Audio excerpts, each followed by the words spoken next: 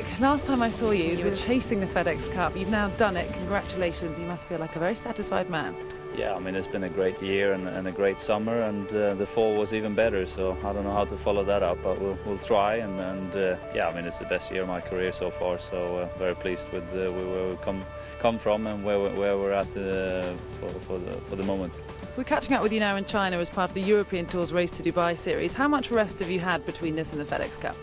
Well, I've been rested from golf for 3 weeks, and then a bit of practice last week in Florida before heading over, but it's been quite busy times. I had a lot of things that I kind of pushed into those weeks already before winning the FedEx and everything that comes with that, so it's been quite hectic, and I haven't been sitting still too much. Right, well, let's walk and talk, because I don't want to hold you up too much. Now, I've got to ask you the $1 million question, the $10, $11 million, I'm not even going to count how many $1 million you've earned over the last few months.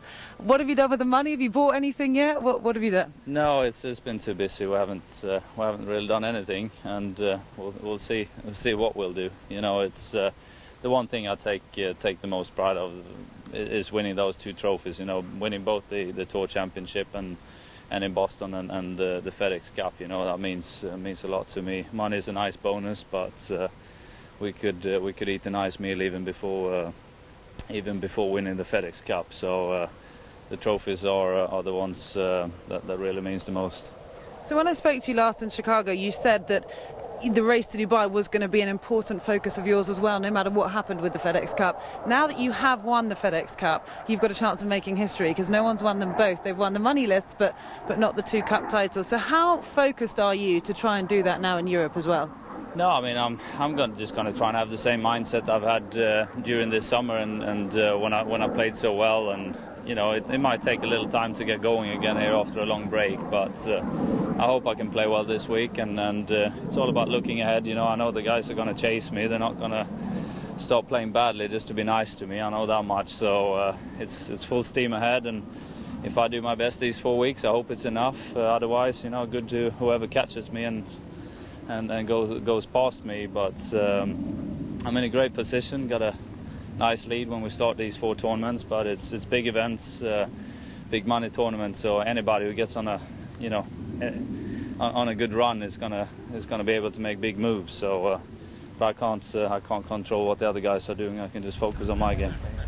2013 aside, I just want to talk to you. Today I'm going to try and get to know a bit of Team Stenson. I'm going to speak to the guys around you. We know you've said you've had 2 big slumps in your career that you've come back from. How important are the guys around you, your caddy, your coach, your psychologist, in terms of helping you get back to the best in your game? No, they play a big part, of course. You know, I owe them a lot for my success. I got a very good team around me. With Garrett on the bag, he started early on this year. Pete's been on there for, I guess, 13 years or 12 or 13 years, so he's kind of been there a while. Torsten, my other coach, he's been with me since 94, 95 till 2008 when we took a break, and then we started again last summer. So you know, there's a couple of people that are kind of back in the game, and some that's been there a long time. Started working with Cornel Dries, my physio and trainer, as well at the beginning of 2012. So yeah, I got a great team around me, and they all help me out. So with Torsten, he's not here this week for us to talk to, but how important is someone like him, a psychologist, when you're trying to come back from something that was really well documented a few years ago, the whole Stanford affair? How important is it to have the support of someone like him when you're trying to get back to your sporting best? Well, it's been I think the most important work that we've done is kind of the focusing on the long-term goals and the long-term process, rather than, you know, when you're a bit out, it's easy to, you want to make something happen for just this 1 week or for next week, instead of looking at the big picture and putting down some goals where you want to be with the different parts for, you know, for longer periods of time, and then sticking to that. So I think that's been one of the most important things with the work I've done with him.